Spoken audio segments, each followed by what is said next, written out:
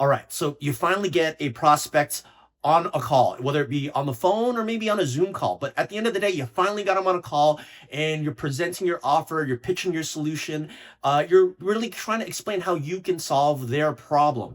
And then maybe somewhere mid conversation, or if they're polite, maybe they'll wait till after you're done speaking. They say something to the effect of, you know, this is not really something urgent that I need to tackle right now, or this is not really something that I need at the moment. It's not a priority for me. Just any variation of that. And I'm here to tell you that number one, it sucks. And I'm sorry that you got the objection. Number two, there is a way to deal with it, but it's not actually after you hear the objection. So don't try to diffuse that objection right after they say, like, hey, now's not a good time. And number three is that you lost the sale long before actually hearing the objection itself. Hey, my name is Emmanuel, and I am the founder and kind of chief talking head guy of this cool little part of the internet. And I also help, service provider entrepreneurs really grow and scale their business using systems. And I truly make these videos because I want to help as many founders and service providers as possible, get off of this hamster wheel of, really relying on referrals, really relying on either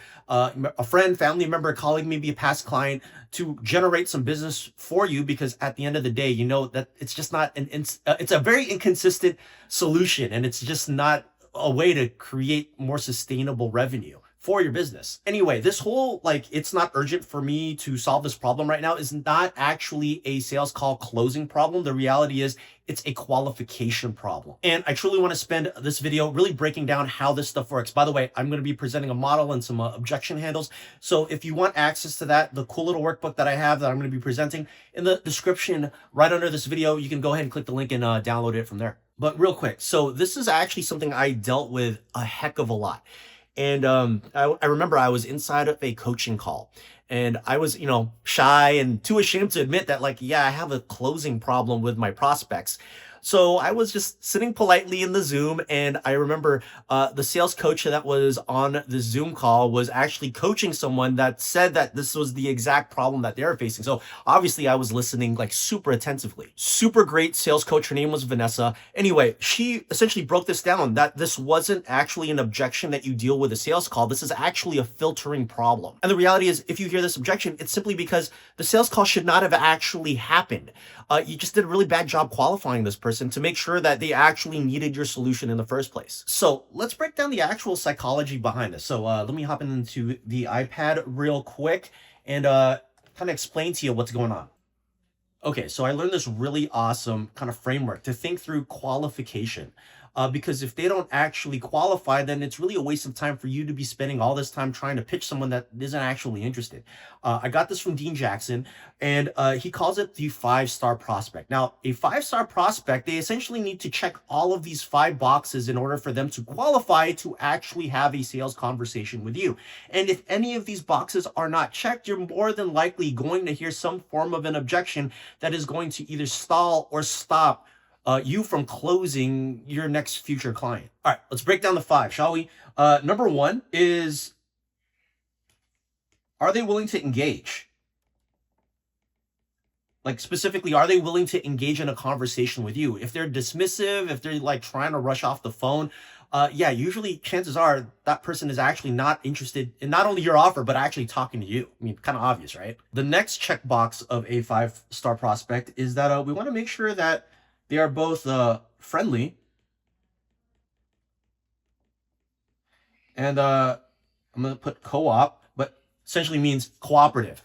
We don't want to feel any friction on this call. If they're actually in pain and they're looking for a solution, chances are they're not going to be trying to second guess you or question your methodologies or your strategies or your frameworks. They're going to listen attentively and they're going to engage politely. All right, third big checkbox to properly qualify a prospect is that they need to know what they want. All right. They actually need to be more along the lines of solution aware, or at least somewhere along the lines of solution aware, in terms of they identify the problem that they're facing and they kind of have an idea of what they're looking for to actually solve it. All right. Point number 4 for a 5-star prospect is that they have to be ready. All right. And this particularly speaks to the urgency objection. We have to be qualifying these five-star prospects to make sure that number one, they actually are ready, or I should say, they actually are solution aware. And number two, they're ready to solve that particular problem that they're facing. And last but not least, the last component of a five-star prospect is that they want your help.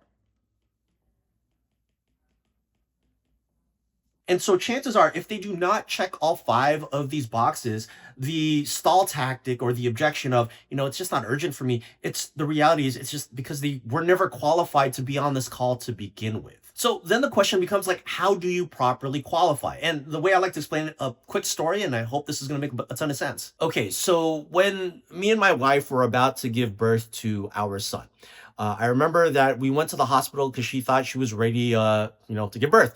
And they put us into a room. And in this room, we sat there for 15 minutes to make sure that she was properly dilated. And it's called a triage. And the purpose of a triage is to make sure that she's ready to go, because if she's ready to go, then they would move her into the delivery room.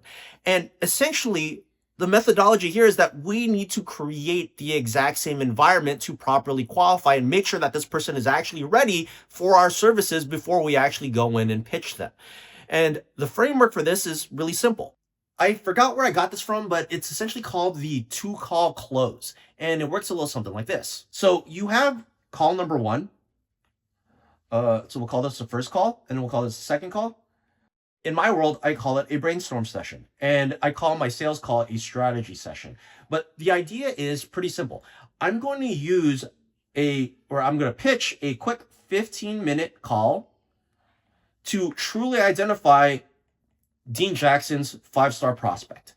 Like, do they check all of the boxes? So I'm going to have a conversation. I'm going to diagnose. I'm going to listen. And then if they actually check all the boxes, then and only then will I prescribe myself as a solution. But since I'm keeping it limited to 15 minutes, it's not really wasting a bunch of my time or my prospect's time.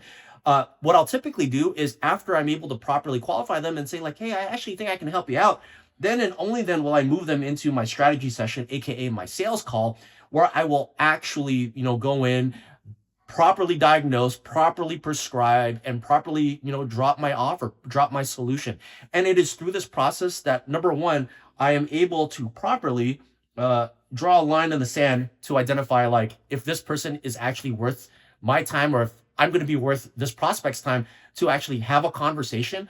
And B, it also increases my close rate, where I'm not having to take hour, 2 hour, 3 hour long calls just to try to close somebody. Like, I'm properly qualifying, I'm creating some trust, and I'm making sure that I could actually solve the problem. And through that cool little 15-minute process, it positions me as the actual solution to the prospect's problem. But listen, the bottom line here is that you may likely get this objection regardless of you trying to qualify and diffuse this long before getting into a sales call. So on the next page of the workbook, I actually have a cool little objection handle script for you. So the way it typically goes is like this. Got it. This isn't an urgent thing. You don't have enough time. I completely understand. But if I can ask you a quick question, when you're not actually busy in the future, that's when this is actually going to be a priority, and we're going to make this work together. Is that right? Yeah, of course, of course. So does that mean that you're never going to be busy for the rest of your life? Obviously not. You're always going to be busy. There's always going to be something that comes up. So does that mean that you should learn how to do this when you're busy? Yeah, you kind of get where I'm going here. When you're busy, this is the time when you need the most support. And really, that's what I'm here for. I've done this a bunch of times. So let's talk about getting started. Super simple stuff. It works. But just to quickly recap, remember, you want to properly qualify using the 5-star prospect methodology. Shout out to Dean Jackson. It's a beautiful framework. And if you can instead install a 2-call close to properly triage, it actually makes it a heck of a lot easier to better, it will, number one, increase your close rate, but two, better qualify people so that you're not wasting your time talking to tire kickers or people that just aren't interested. Anyway, if you love this stuff, then I have another really great video for you to check out right here, or maybe it's right here. It's somewhere, it'll be on this page.